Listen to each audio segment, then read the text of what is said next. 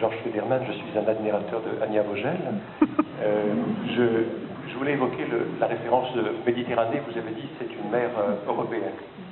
Et le qualificatif de Mare Nostrum le disait bien, hein, notre mer, comme si on avait la prétention, nous, Européens, d'être propriétaires de cette mer, en niant l'apport des Arabes et des Turcs notamment. Hein. Donc, est-ce que l'Européen n'a pas une vision ethnocentrée de la marche du monde? Et ça me fait penser à la chose suivante. Merkel et l'Allemagne adoptent une posture d'accueil, mais en même temps mettent à genoux la Grèce. Est-ce qu'une partie de cette problématique qui nous intéresse ce soir, c'est pas la défense des peuples européens contre peut-être une partie des élites qui, quand elle prend des décisions, le prend dans le désintérêt des peuples? Peuple grec, peuple syrien. De même, j'ai presque terminé, du côté de la Turquie. On a vu cet attentat tragique il y a 3 jours.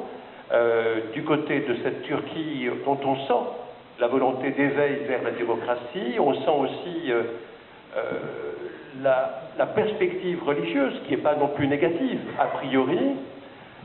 Et en même temps, donc, la Turquie accueille 2 millions de Syriens et entretient, comment dire, une position mitigée dans notre regard. Et ma dernière, peut-être, interpellation, c'est à Strasbourg. Strasbourg, donc, a lancé cet appel généreux et remarquable. Il y a eu 1000 ou 2000 Strasbourgeois qui ont répondu à l'appel pour n'accueillir, pour venir aucun Syrien. À mon avis, aucun Syrien ne va arriver jusqu'à Strasbourg, ce qui est un problème. Qu'est-ce qu'on va faire de ces 2000 demandes? Est-ce qu'on ne peut pas les recycler pour accueillir justement les gens qui sont à la rue chez nous et qui sont les demandeurs d'asile déboutés? C'est plutôt une question rhétorique, oui. Je ne suis pas spécialiste sur Strasbourg et sur les questions de réfugiés, c'est surtout la même qui peut répondre, mais je crois que c'est ce qui est tout à fait clair, que sans un dialogue avec la Turquie, sans des changements politiques en Syrie, ça va continuer. Et donc il faut avoir un dialogue très intensif avec la Turquie. La Turquie a ouvert ses bras, mais elle dit à tous les Syriens, vous êtes là pour un petit moment, vous allez rentrer chez vous bientôt. Et pour le moment, ni les Syriens qui habitent en Turquie, ni les autorités turques sont prêts à penser à l'intégration.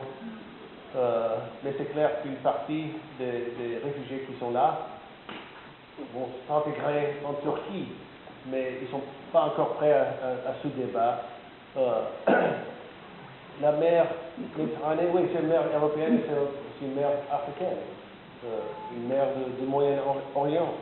Mais on voit qu'on n'a pas un gouvernement stable en Libye, on n'a pas un gouvernement stable en Syrie, on n'a pas un gouvernement stable en Égypte. Donc, on n'a pas de partenaire pour gérer ces questions.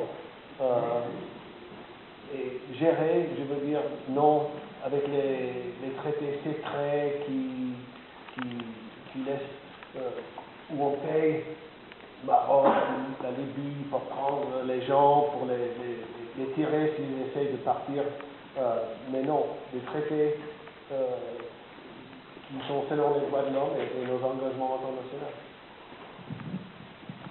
C'est à moi de répondre maintenant. Je réponds à M. Federman. Je vous trouve un peu catégorique dans votre présentation de la situation de l'accueil des réfugiés à Strasbourg, en tous les cas de la part qu'elle entend prendre dans cet accueil de réfugiés suite à l'appel des villes solidaires. Strasbourg se mobilise pour accueillir cette part nouvelle des réfugiés qui est prévue dans le plan global du gouvernement. Elle s'organise au niveau municipal en partenariat avec l'État. Elle s'organise au niveau de la société civile en partenariat avec les associations complètement impliquées et engagées sur la question. L'objectif, c'est qu'à terme, qu'une répartition des personnes accueillies dans le cadre de ce projet, de ce programme, puisse être acheminés vers Strasbourg et accueillis à Strasbourg.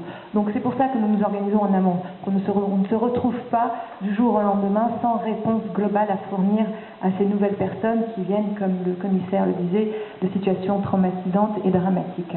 C'est pas pour autant que le travail, et vous êtes extrêmement impliqué, extrêmement engagé, je vous sais, sur le sujet, c'est pas pour autant que la question globale aujourd'hui des demandeurs d'asile et des réfugiés qui sont sur notre ville, qui sont là, d'autres qui vont venir, n'est pas traitée comme question. C'est pas, comme je le disais dans mon introduction, un processus ou une procédure qui mettrait en concurrence les populations vulnérables, quelles qu'elles soient. Donc, je pense important que Strasbourg reste prête et s'organise pour cet accueil qui viendra. Je suis d'accord avec vous, aujourd'hui les choses ne sont pas précises sur le nombre, qui, que, quoi, comment, mais je suis persuadée que ça viendra et Strasbourg doit prendre sa part et on doit être prêt.